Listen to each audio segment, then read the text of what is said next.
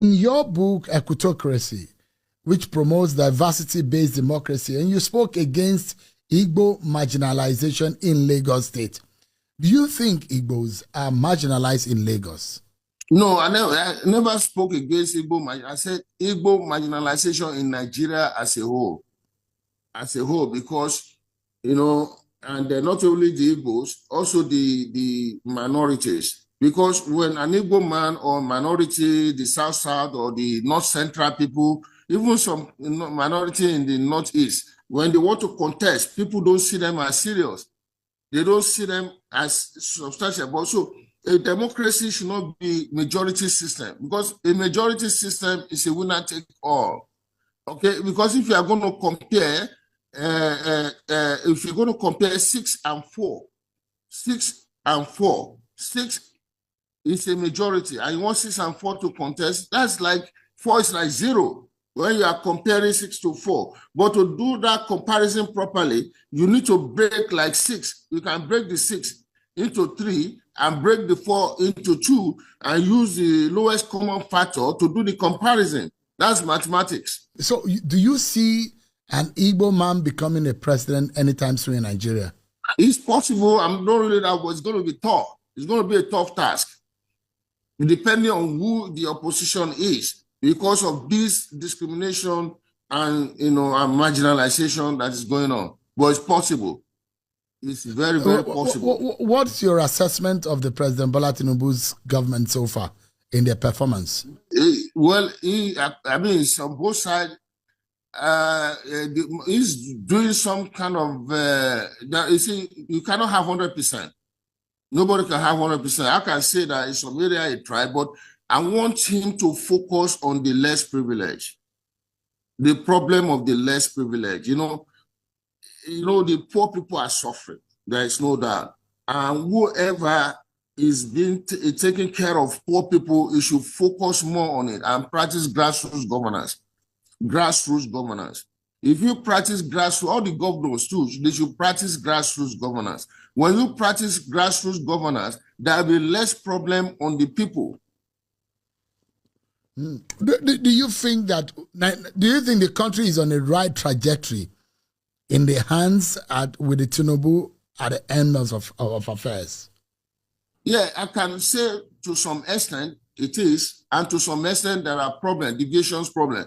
Like I just told you, all right, now the country needs to start focusing on how to acquire technology. You know, and you acquire all those important technology, either you buy it, you seek for it, or you steal it.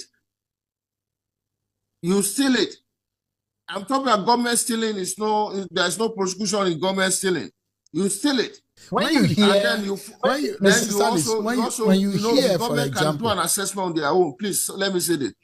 All the governors and the government, the federal government, should do an assessment on their own. Let me give you a definition of a successful governance.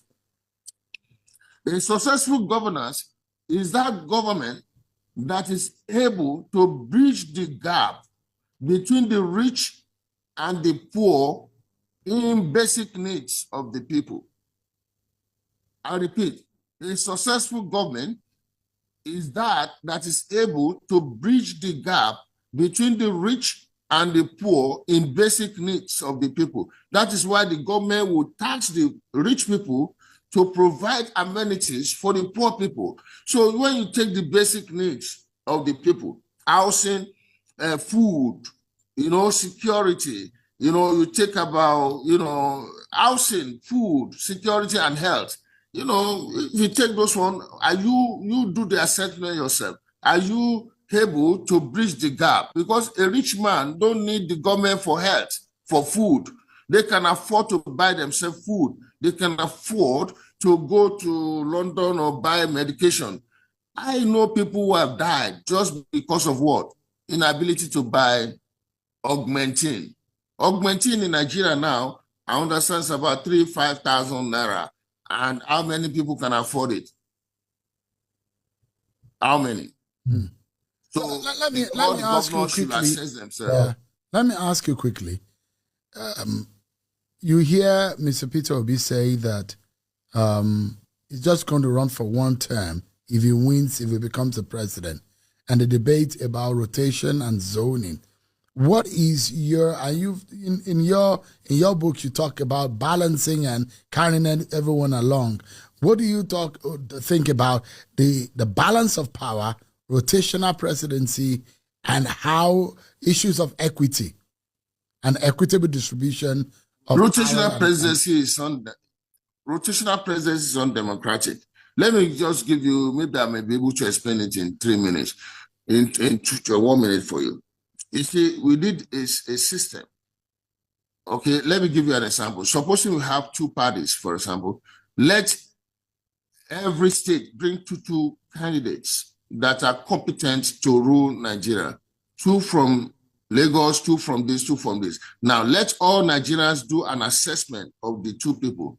Now, let's say, for example, we look at the assessment. The people of Lagos State may decide to do the assessment of Lagos, the 2 candidates. They may decide to go for A in Lagos State. That means A wins Lagos State point. They go do the assessment of Ogun State. They may decide to support B in Ogun State. That means B candidate in Ogun State wins Lagos point. They may do the assessment of Sokoto. In Sokoto, they may decide to go for A. That means A candidate in Sokoto wins Lagos point. So all those candidates, they have 36 points to get to win, because there are 36 states in Nigeria. So let's say a candidate from Sokoto, for example, wins 30 points, 30 states.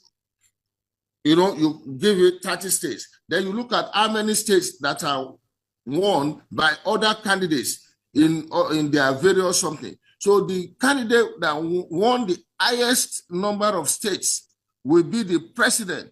In that case, every state is participating, every minority is relevant, every candidate is relevant. There will be peace. You can't rig election, because if I'm going to rig election in Lagos State, for example, that means the Sokoto people will not allow me to rig, because if they allow me to rig their state, they are reducing their opportunity.